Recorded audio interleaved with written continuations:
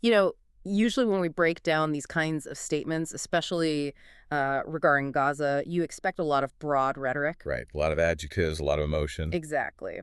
But I'm looking at this latest declaration out of Cairo, and it feels different.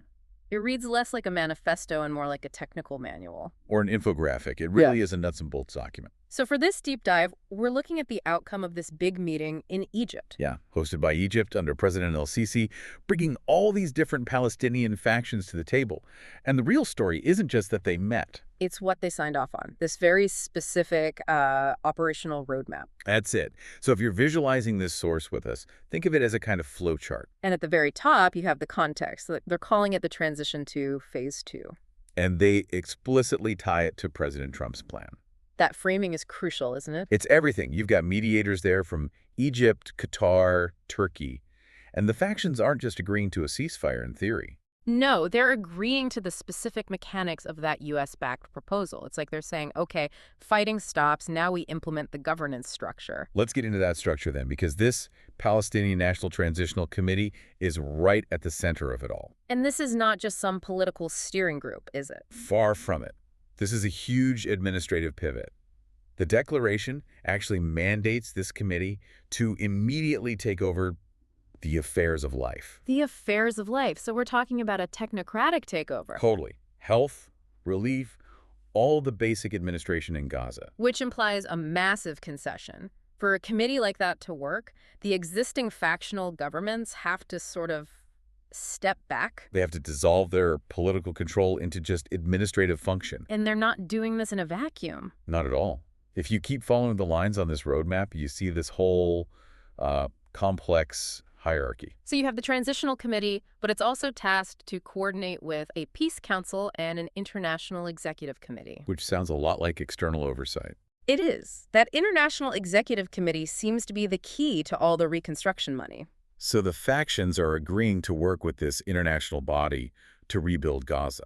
It's a trade-off. They get the unified administration, they get the reconstruction. Well, they have to accept this international architecture to get it. Okay, but here's the snag. Because you can draw up all the organizational charts you want. But there's a very loud demand section in this document. Right. It makes the whole plan feel conditional. It's basically their demands for stability checklist. The factions are calling on the Peace Council and the mediators to pressure Israel. And the list of prerequisites is pretty clear. Oh, yeah. Stop the aggression, open the crossings for aid to all areas, and withdraw the Israeli army. They call it restoring sustainable calm. But what they're really saying is this transitional committee can't, pick up the trash or run the hospitals if the crossings are closed. Exactly. It's the classic chicken and egg problem. They've got the software ready to go, the community. But the hardware, the open crossings, the security, it isn't there yet. There's also a broader political signal here, too. This isn't just about fixing Gaza's infrastructure. You mean how the text goes out of its way to mention the West Bank? It does. They're using this very Gaza-focused agreement to assert a unified Palestinian political system. They explicitly reject any annexation of the West Bank or settlement expansion. It's their way of saying, look, Gaza isn't a separate entity. The decisions we make here are national decisions. So they're trying to prevent that political fragmentation you so often see after these conflicts. Right. Lock in a unified front before all the reconstruction money starts flowing. So the big takeaway for you here is that we're not just looking at another ceasefire agreement. This is a bureaucratic blueprint for post-war Gaza. One that's managed by a transitional committee that answers to international bodies. It's a proposed shift from factional rule to committee rule. A huge shift. And that leaves us with a final provocative thought to end on.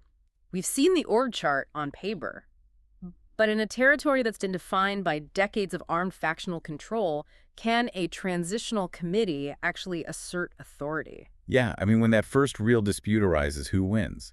Is it the bureaucrat with the mandate? Or is it the faction with the guns? That's the question that will determine if this phase 2 ever really happens. Thanks for diving in with us.